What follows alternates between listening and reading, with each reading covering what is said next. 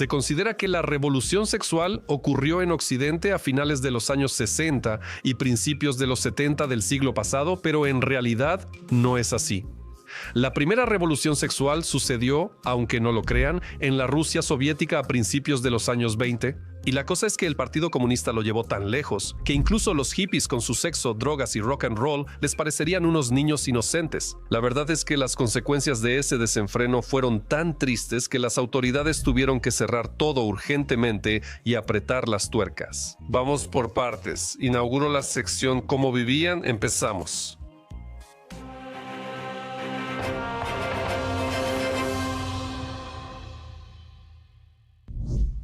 El duque de la sensualidad, el camarada Lenin.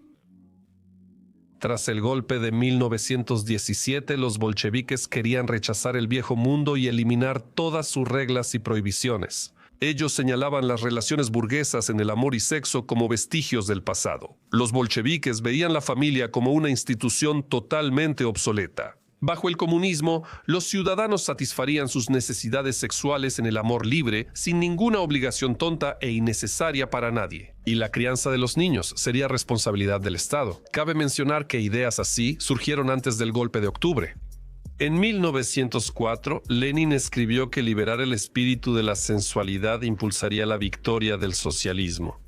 En el tercer congreso del Partido Obrero Socialdemócrata de Rusia, Lenin encargó a Trotsky desarrollar una nueva teoría de las relaciones de género después de la victoria bolchevique. Lev Davidovich se tomó la tarea del partido con mucha responsabilidad. Esto es lo que le escribió a Lenin sobre este tema. Sin duda, la opresión sexual es el principal medio de esclavización del ser humano. Mientras exista tal opresión, no puede hablarse de verdadera libertad.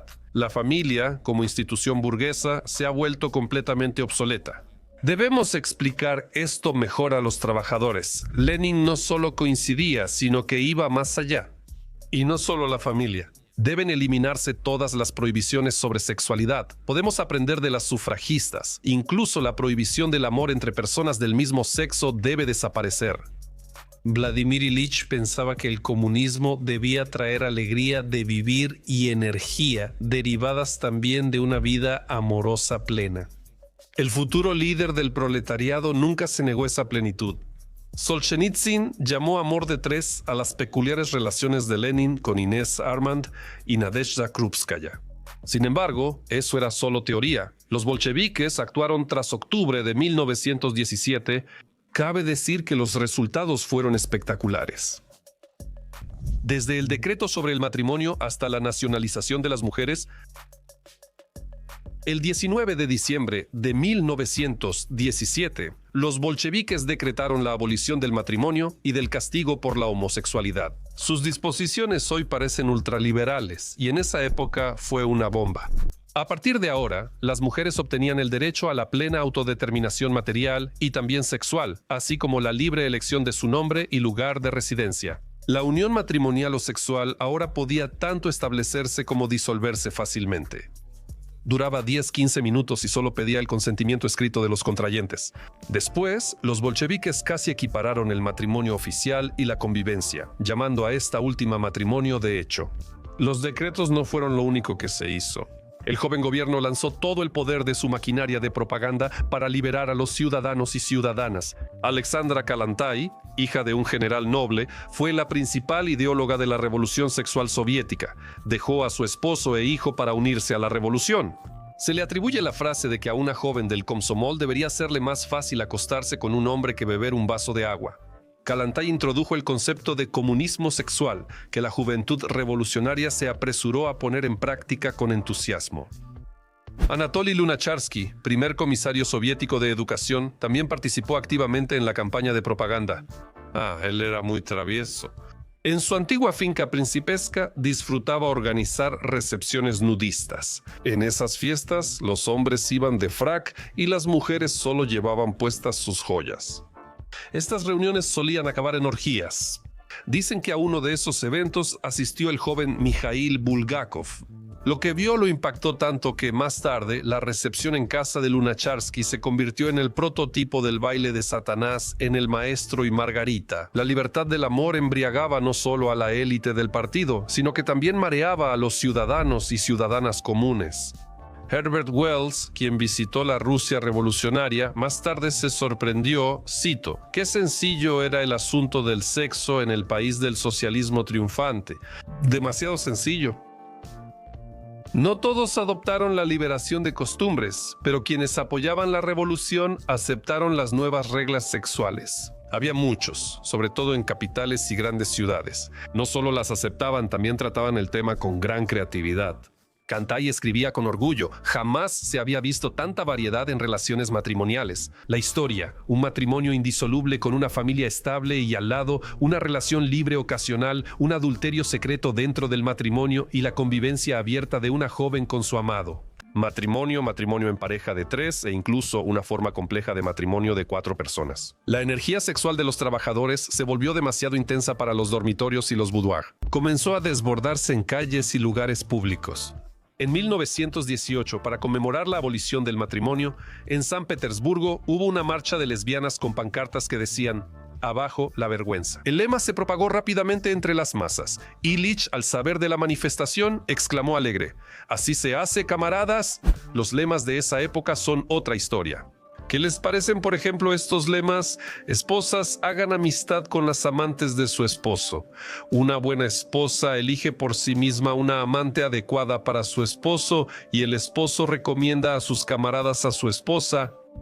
¿Y qué tal estos llamados? Cada joven comunista debe corresponderle, de lo contrario es una burguesa. Cada joven comunista puede y debe satisfacer sus deseos sexuales. Subtítulos creados por una persona.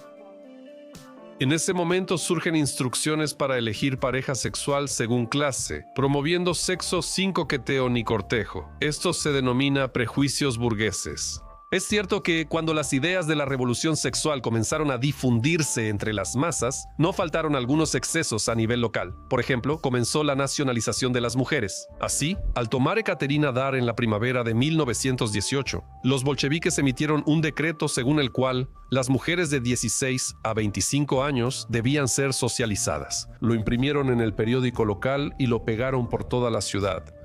A los soldados del Ejército Rojo se les entregaban mandatos donde se indicaba cuántas jovencitas podían socializar. Uno de esos documentos ha llegado hasta nuestros días. Aquí está su texto, como se dice en el idioma original, mandato. Al portador de este documento, el camarada Karasiov, se le otorga el derecho de socializar en la ciudad de Ekaterinodar a 10 jóvenes de entre 16 y 20 años de edad. ¿A quién señaló el camarada Karasiov? Comandante Ivashchev, firma y sello. El 28 de febrero de 1918 se publicó en Saratov el decreto sobre la socialización de las mujeres. En este curioso documento, todas las mujeres de la ciudad de entre 17 y 32 años se declaraban patrimonio, es decir, propiedad del pueblo. Las damas con 5 hijos o más no tenían obligación sexual. ¿Y qué? ¿No es humano?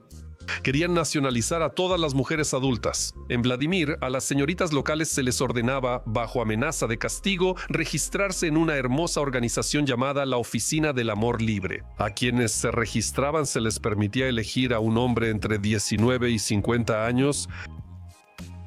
Lo más gracioso ocurrió en Kalachinsk, cerca de Omsk. Los komsomoles de allá se tomaron el asunto muy en serio. Crearon la Comisión Central para la Distribución de Mujeres, o la Comisión Central de Distribución de Mujeres. La comisión debía emitir órdenes para las chicas. Y se pueden dar decenas de ejemplos similares. Sin embargo, esos incidentes solo ocurrieron en los primeros años tras la revolución. Después controlaron el caos. Familia soviética. Creo que muchos han escuchado el término familia sueca, que implica la convivencia bajo un mismo techo de varias personas de ambos sexos. En realidad, a esa familia se le debería llamar soviética, porque el primer estado obrero y campesino del mundo tiene en este asunto una prioridad evidente. En los años 20 se popularizó crear comunas juveniles donde vivían decenas o cientos de personas. Ellos llevaban una economía compartida, se divertían, cocinaban juntos, lavaban, limpiaban y bueno, también se entregaban a placeres carnales. No se permitían parejas permanentes y quienes lo hacían perdían el título de comuneros. y si de repente nacían niños, los entregaban a orfanatos en la comuna. La joven que tiene relaciones sexuales no se distrae de la vida social. Si buscan una solución a las relaciones entre sexos y no quieren vivir como sus padres, formen una comuna de jóvenes trabajadores. Exhortaban a los miembros del Komsomol en el periódico Smena de Leningrado. Y el Estado apoyó la existencia de estas comunas hasta principios de los años 30. Los bolcheviques sinceramente creían que era precisamente en ellas donde se forjaban las nuevas personas, los constructores de un futuro brillante. Por eso las comunas se extendieron por todo el país. Abajo, la vergüenza. A principios de los años 20, en la Unión de Repúblicas Socialistas Soviéticas, surgió una sociedad de nudistas radicales con el mismo hermoso nombre, Abajo la vergüenza. Si los nudistas modernos se reúnen en lugares apartados para no incomodar a los demás, sus predecesores soviéticos realizaban sus performances en lugares públicos, provocando en los ciudadanos una amplia gama de sentimientos. Los nudistas soviéticos de los años 20 caminaban por las calles de la ciudad completamente desnudos, cubriéndose solo con una cinta que decía «Abajo la vergüenza». Aparecieron de repente en las calles, en lugares públicos, en el transporte público. Mijail Bulgakov recordaba, recientemente en Moscú aparecieron personas desnudas con bandas cruzadas al hombro. «Abajo la vergüenza». Se subían a los tranvías, estos se detenían y el público se indignaba. ¿Se imaginan esa escena en general? Otro testimonio de un testigo ocular. En 1922 asistí varias veces a las presentaciones de la sociedad Abajo la vergüenza. Desnudo solo llevaba una cinta con la frase Abajo la vergüenza. El orador en la plaza de Krasnodar gritaba desde la tribuna, fuera la mentalidad burguesa y el engaño clerical. Los comuneros no necesitamos ropa que esconda la belleza del cuerpo. Somos hijos del sol y del aire. Al pasar por ahí en la tarde, vi la tribuna derribada. Al hijo del sol y del aire lo golpearon. En otra ocasión, mi esposa y yo vimos cómo la gente salía del tranvía, maldiciendo y escupiendo. Al vagón entró un grupo de niños desnudos del sol y del aire, y la gente indignada huía de ellos. El movimiento era bastante masivo. En la manifestación principal de 1924 se reunieron 10.000 niños del sol y del aire. La protectora de los nudistas era Alexandra Kalantay y otro bolchevique famoso, Karl Radek, también participaba en sus performances, incluyendo manifestaciones en la Plaza Roja. Al final, las autoridades se cansaron, pues el deambular de personas extrañas y desnudas causó una reacción muy negativa entre los ciudadanos. A Golosov lo golpeaban seguido. En 1926 prohibieron las manifestaciones desnudas y después cerraron la propia sociedad. Enséñame cosas malas. A los jóvenes sexorrevolucionarios soviéticos les sobraba entusiasmo, incluso en exceso, pero en cuanto a la base teórica no estaban tan bien, les faltaba educación. Alexandra Kalantay escribió en su código sobre el matrimonio que la educación sexual debe empezar en la escuela, alrededor de los 12 o 13 años al inicio de la pubertad. Los bolcheviques la oyeron y lanzaron un programa masivo de educación sexual en escuelas. Pero esta iniciativa enfrentó dos problemas. Primero, la rigidez mental en las zonas rurales de Rusia dificultaba la difusión de ideas progresistas. Segundo, había una gran escasez de especialistas en sexología en el país. Trajeron profesores del extranjero, sobre todo de Alemania. Hasta 1925, más de 300 sexólogos llegaron a la Unión de Repúblicas Socialistas Soviéticas y quedaron fascinados con las normas y enfoques soviéticos sobre educación sexual. En la Unión de Repúblicas Socialistas Soviéticas, la educación sexual incluía seminarios para jóvenes y la publicación de folletos y libros no solo se daba en escuelas. En 1919 se fundó el Instituto de Higiene Social, encabezado por Grigori Botkis, a quien ahora llaman el padre de la sexología nacional. La Unión Soviética fue el primer país en reconocer oficialmente a Sigmund Freud. La educación siempre es positiva, pero también hubo excesos. Los bolcheviques optaron por educar en sexualidad a niños sin hogar en internados y colonias. Así, en Bolshoi había una escuela de BB. En la escuela vi pavo. En la escuela.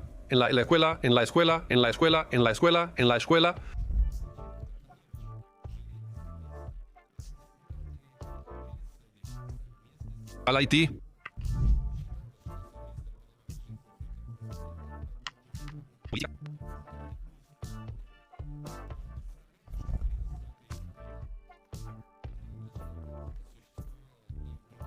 TER, incluso en campamentos de pioneros hacía subtítulos.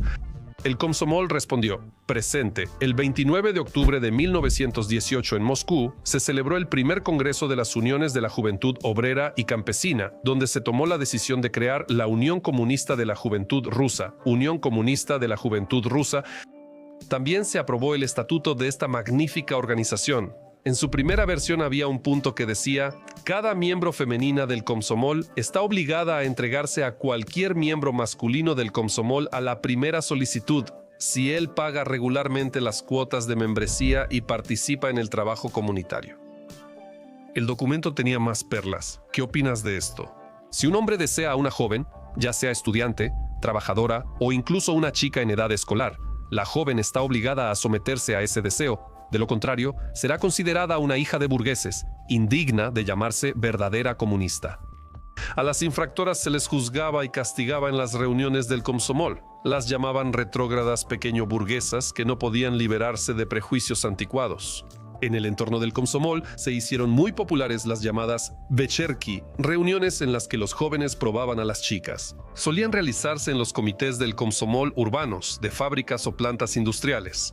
Al principio, a los jóvenes se les hablaba sobre la revolución mundial y la lucha de clases, y se discutían con ellos los trabajos de los clásicos del comunismo. Luego empezaba lo interesante. Los jóvenes elegían a las chicas del Komsomol que asistieron a la reunión.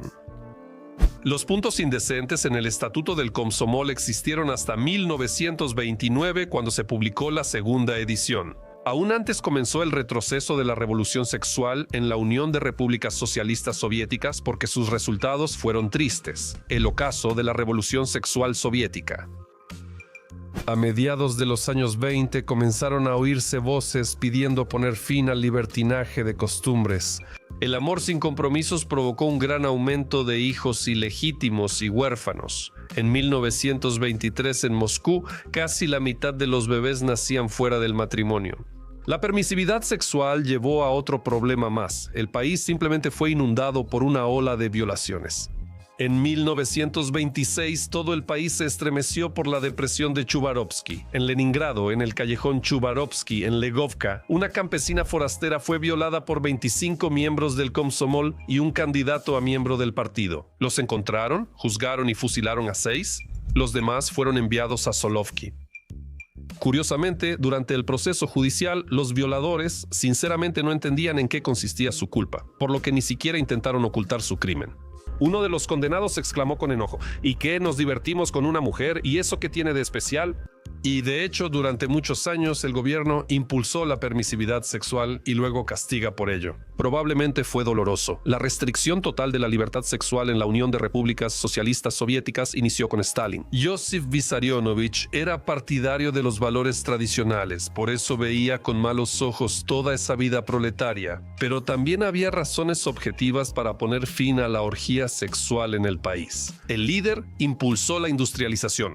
Así que los del Komsomol debían construir fábricas o canales, no coquetear con las chicas del Komsomol. Y en general, comenzaba otra época que no permitía ninguna libertad, incluyendo la vida íntima. A fines de los años 20 se prohibió la desnudez en fotos y pinturas y poco después disolvieron las comunas del Komsomol. Las declararon ejercicios igualitarios e infantiles de cabezas izquierdistas imprudentes. Se cancelaron los programas de educación sexual en escuelas e internados infantiles. Alexandra Kollontai fue enviada como embajadora a Suecia para evitar problemas. Luego, casi todos los documentos sobre la revolución sexual en la Unión de Repúblicas Socialistas Soviéticas fueron destruidos o escondidos en archivos lejanos.